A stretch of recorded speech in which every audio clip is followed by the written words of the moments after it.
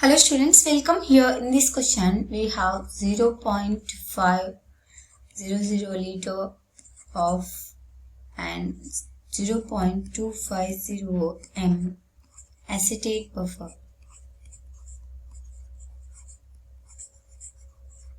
is given. So where HC2H3O2 plus C2H3O2 minus is equal to 0.250.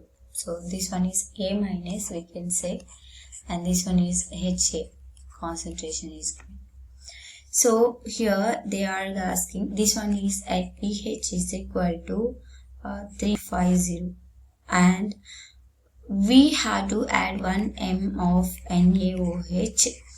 And how much volume we have to calculate to get the pH